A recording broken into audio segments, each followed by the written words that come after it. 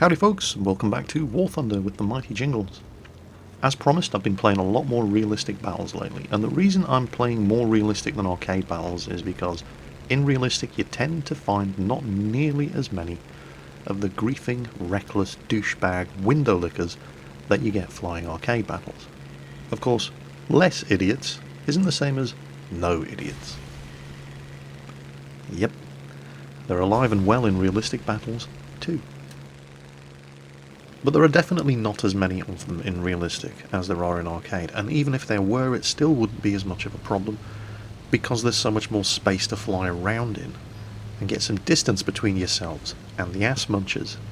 The only times you really have to pay attention is when there's a lot of friendly aircraft clustered in close proximity to each other when you're taking off, or when there's only one or two enemy aircraft left and everybody's trying to kill them.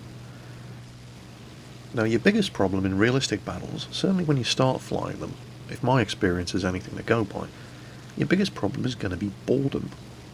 Because there's an awful lot, just like in real aerial combat, there's an awful lot of nothing happening, interspersed by a couple of seconds of manic terror.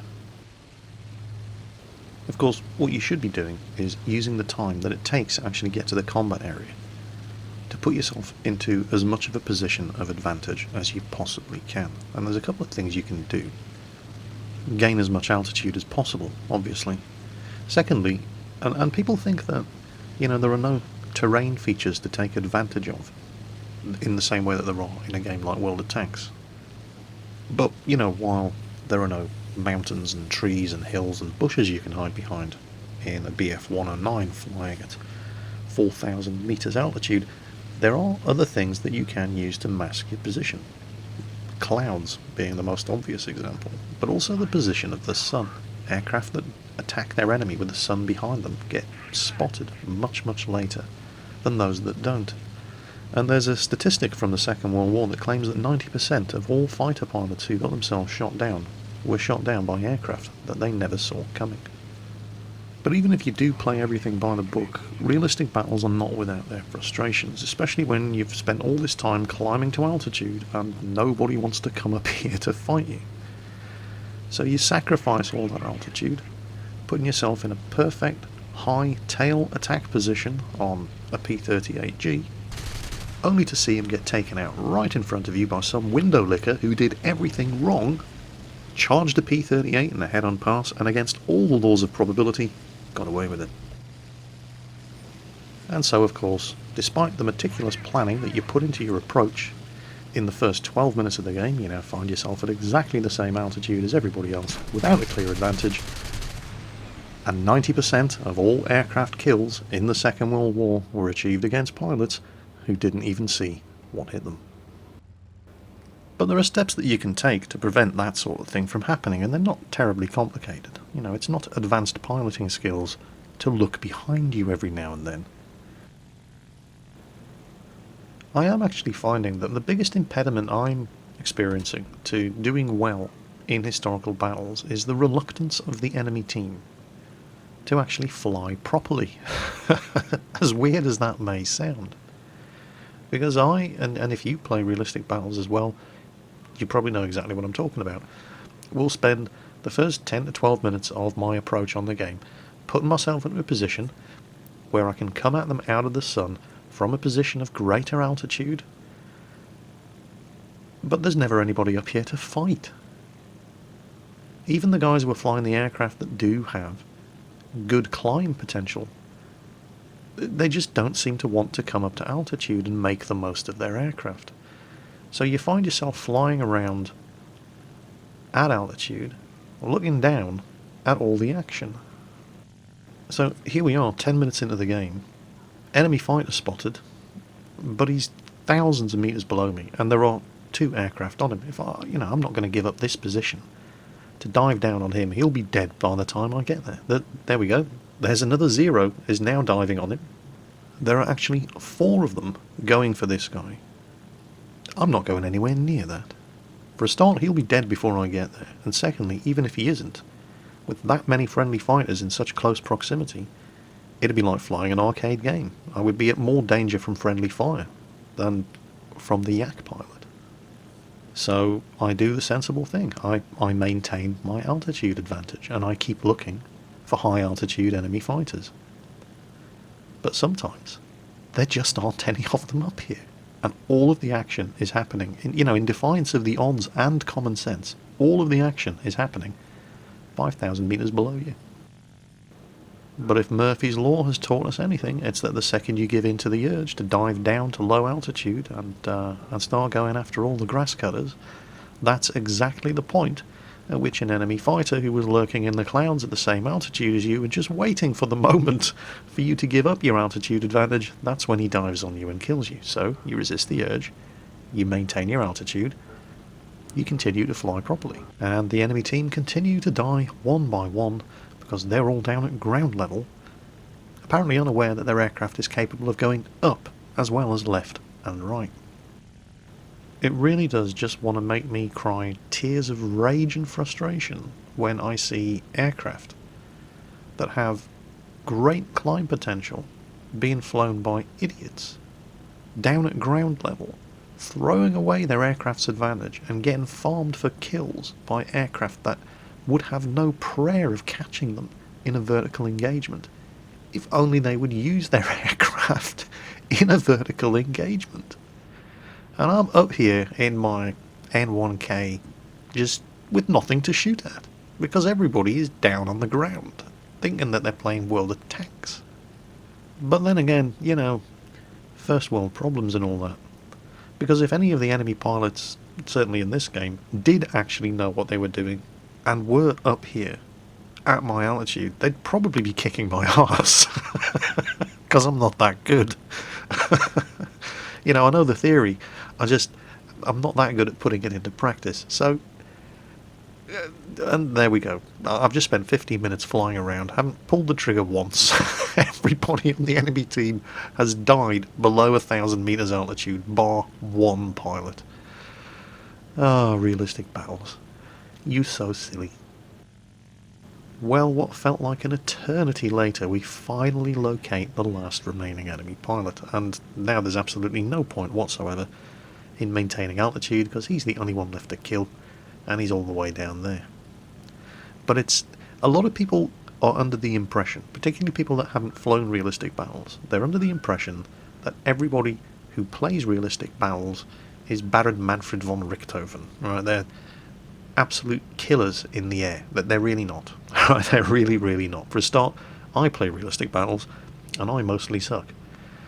Now, if you don't play realistic battles, and you've been worried about if you've been watching these videos and thinking, 15 minutes spent flying around without even pulling the trigger? Nah, that looks boring. Well, then fine. This sort of thing is clearly not for you. On the other hand, if you've been thinking about maybe trying realistic battles, but you're worried that everybody flying realistic battles is some sort of super pilot, they are not. They really are so not. You get just as many window lickers and idiots flying realistic as you do arcade. The only difference is that the maps are bigger, so you don't run into them as often. And of course, there are some fantastically good pilots flying around in realistic battles. Just as there are some fantastically good pilots flying around in arcade battles, but in realistic battles, the maps are bigger, so you don't run into them as often either. So, if the only reason you haven't been taking part in realistic battles so far is not because you think it's going to be boring, but because you're afraid that you're just going to get dominated over and over again by better pilots, it's really not the case. There really are just as many window lickers flying around in realistic as there are in arcade. Unlike in arcade, where planning your approach is important in arcade, but it's not nearly as important as it is in realistic, and you get more time to do it in realistic. Realistic isn't as dependent on twitch reflexes the same way arcade is. You can teach yourself the things that you need to know to do well in realistic, and chiefly we're talking about what makes your aircraft good, and exploiting the advantages of the aircraft that you're flying versus the disadvantages of the aircraft that you're flying up against. You can teach yourself that by reading a book. You can't teach yourself to have better reflexes. For example, I'm flying a P-40, that's a Ki-43. We're both at the same altitude, neither of us have the altitude advantage over each other. I do have a very tough aircraft, however. His aircraft is very fragile, more manoeuvrable than me, but I hold energy better than he does, and I have heavier armament, so getting into a head-on is never a good idea, but I have the superior armament and a much tougher airframe, so that's a risk I'm prepared to take. But now we've passed each other, he is a lot more manoeuvrable than I am. So getting into a turning fight with a Ki-43 and a P-40 would be an incredibly bad idea, and he's gone vertical rather than immediately trying to turn on me, which indicates that he does actually know what he's doing. And he's on my tail, so I'm going to barrel roll. There's a MiG-3 down there. I'm going to dive towards friendly aircraft. I'm not too worried about this guy's firepower. He only has two 7.7mm machine guns. And I'm going to try and make him a target for that MiG-3. Build up a lot of speed in the dive. Trying to go vertical again. This guy is still on me. He does seem to know what he's doing. Unfortunately, that MiG-3 doesn't seem to know what he's doing and isn't interested in going after an easy kill on a preoccupied Ki-43 pilot. So, well, there's more friendly aircraft over there. Now, they are engaged with an A6M3N. However, it never hurts to give them something else to shoot at. I was quite surprised that I couldn't actually outrun this fella. I did think that the P-40 would be able to outrun a Ki-43 in a dive, but apparently not. So, since I am not going to shake him, I have to make him a target for everybody else. People do often ask me, as if I know what I'm talking about. But people do often ask me, Jingles, what's the best way to get an enemy fighter off my tail? The best way to get an enemy fighter off your tail is to get somebody else to kill him. Big old mess of friendly fighters down here. Lose myself in the pack. Is this guy going to tunnel vision on me? No, he's not. He was actually pretty good. But of course, now we outnumber them 3-1 here. And the odds are definitely in our favour. Yep, he's just been critted. Of course, over here we have a Lag 3 pilot who is actually being outflown by Shoji the AI in his Ki-10, who I have to rescue. You see? Not everybody that flies in a realistic battle is any good. You really don't need to worry about constantly being murdered over and over by vastly superior pilots. Well, I mean, it is going to happen every now and then, but it's not going to happen in every engagement you get into. Not everybody flying in realistic battles is Baron Manfred von Richthofen. I fly realistic battles and I suck, so you come across me, the chances are good you're going to get a kill. Anyway, a couple of minutes later we finally locate the last remaining enemy pilot, and again he's in a Ki-43. But remember, just as many idiots and window lickers in realistic battles as there are in arcade. The only real difference between arcade and realistic in that respect is that they're spread out over a much greater area, so your chances of running into them are much less. The only times that the window lickers on your own team are as much of a danger to you as the enemy are when you're taking off, and when there's only one plane left on the enemy team, and everybody's trying to kill him.